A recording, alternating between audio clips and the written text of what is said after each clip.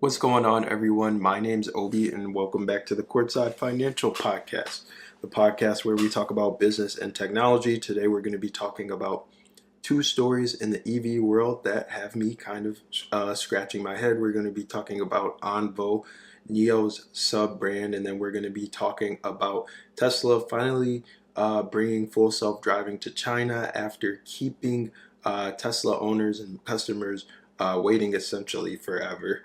So this will be a super interesting and insightful video.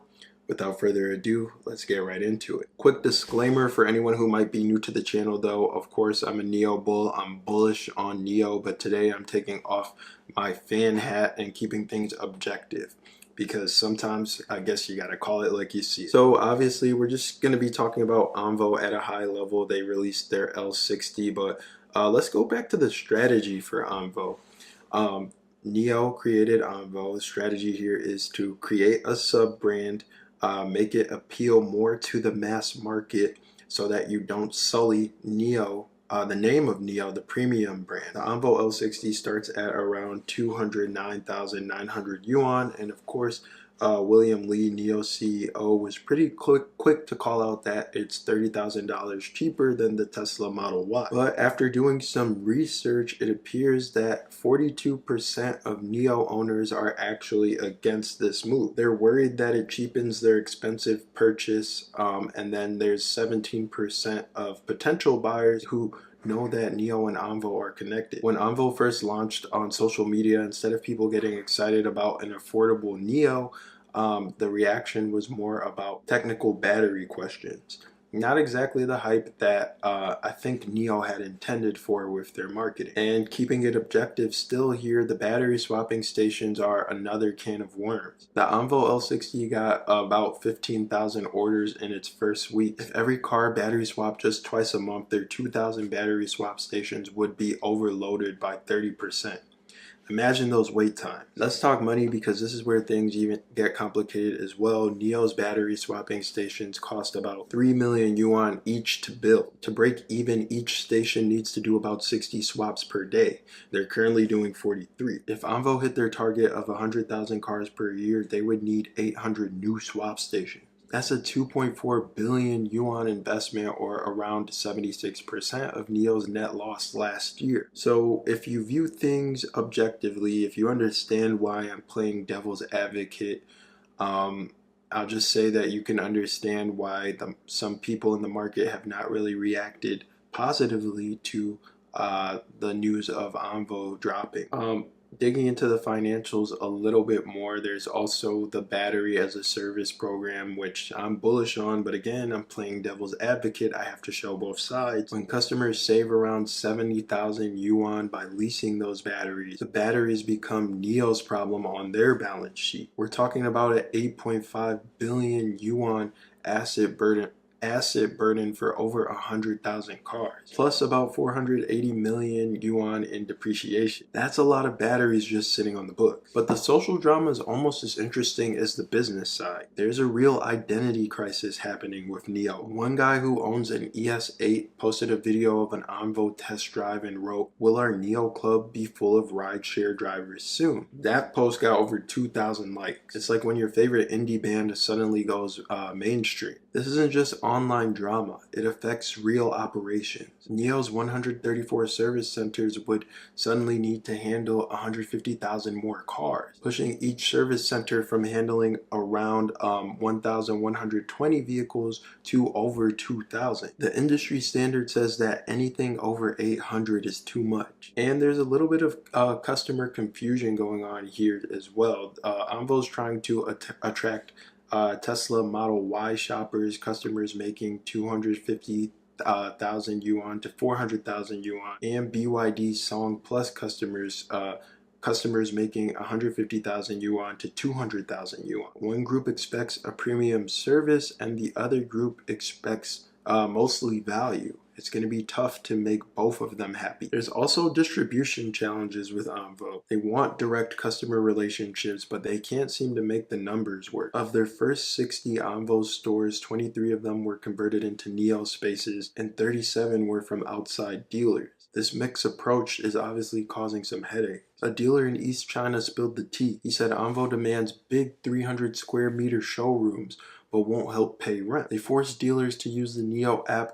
for orders while cutting commissions to just 0.6%. That's half of what dealers usually get. The kicker is that they're making dealers buy into battery swap stations with their own money. With terms like that, it's no wonder why their expansion is crawling. They wanted 200 stores in 2024, but they only had 45% of that by June. Meanwhile, Zeekr is using Geely's 1,700 dealers to expand rapidly, and Avita is leveraging Shanghan's 4,000 stores to be everywhere at once. While NIO debates philosophy, the market is voting with its wallet. Onvo salespeople see just 1/3 of the customers that the Xiaopeng Mona series does, and their conversion is still lower than Li Auto's L6 stores. Even with all these challenges, I think Onvo is trying for something bigger than just making a cheaper version of the NIO. They're trying to use NIO's decade of tech to change some fundamental things. First, moving from just selling cars to selling energy services. Second, changing from more hardware is better to smart tech for everyone. And third, evolving from we provide a service to we create value together. In this second wave of the EV revolution, Onvo might prove that you don't need brand new tech to disrupt. You just need to package existing tech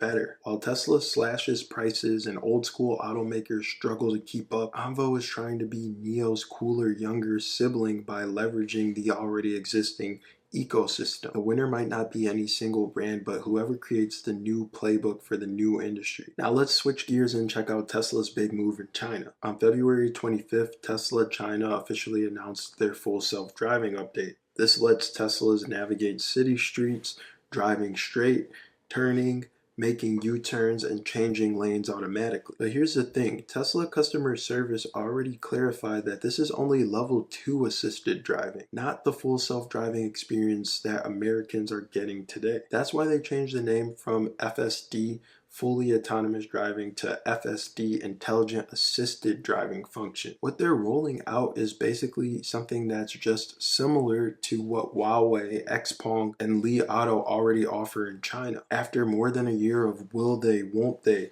Tesla's finally loading this software into cars in China. Remember, for Musk, full self-driving isn't just a cool feature, it's the foundation of his robotaxi dream, what he calls a $1 trillion opportunity. The man does not think small. What Chinese Tesla owners aren't getting is the American version of full self-driving. During January's earnings call, Musk explained the problem. China does not let us upload driving videos to servers outside of China, and the US doesn't let us train AI models in China, so we're stuck between a rock and a hard place. Another specific challenge that he called out is that Chinese roads have unique features like special bus lanes.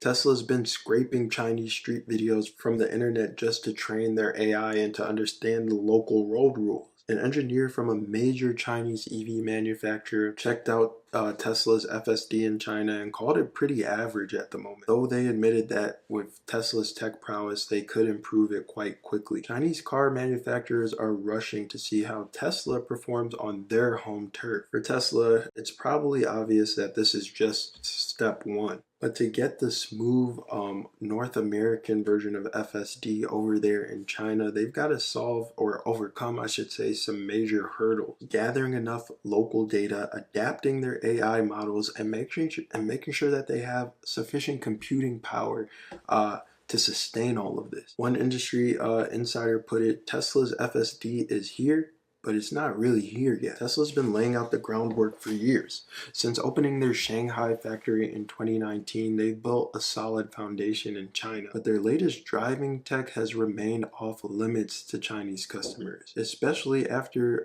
full self-driving evolved to end-to-end in 2023. One insider revealed that Tesla wanted to collect data in China but actually process it overseas. And of course, that plan hit regulatory roadblocks. They also wanted to build computing centers in China, but the US shut that down. They said no. And who knows? Things might change with the new administration. Trump and Elon Musk seem pretty buddy-buddy right now. The current approach suggests that Tesla's decided to keep everything local, collect data in China, process the data in China. Their Chinese team will gather information as cars hit the road, similar to how Tesla's competitors are operating in China. Tesla has already set up data labeling teams in China, and they even sent over some talent from the US. As more users get the feature, FSD could improve rapidly, something Chinese competitors should watch carefully for. Tesla is showing the entire industry that great self-driving requires three things: sophisticated AI models, tons of real-world data, and massive computing power. In North America, Tesla built a supercomputer center that can house over 100,000 high-end graphics cards. Doing the same in China? Not so simple. The H100 chips Tesla uses are hard to get in China. Shoot, they're even hard to get over here. And building a duplicate infrastructure is super expensive. But Tesla's finding workarounds by partnering with Chinese tech giants. They're using Baidu Cloud for data compliance, Alibaba Cloud for infrastructure, and Volcano Engine for AI development. Data remains Tesla's ace in the hole. As self-driving pioneer Cao Zedong stated, Chinese roads provide exceptionally valuable training data. AI taught to drive in China can handle 70 to 80% of situations in Europe or Japan. With Tesla's millions of owners potentially contributing to data, Tesla could rapidly expand their understanding of Chinese driving scenarios. Anyways, I've talked about a lot today, but what I find most interesting about both of the stories here is we're way past can we make electric cars work. Now it's about brand positioning, service infrastructure, software capabilities, and finding business models that actually make money. I want to know what you guys think in the comments below. Make sure you hit the like button, make sure you hit the subscribe button, click the notification bell icon, and leave or share the video, I should say. Thanks for watching. We'll catch you in the next installment. This is Obi signing off. Goodbye.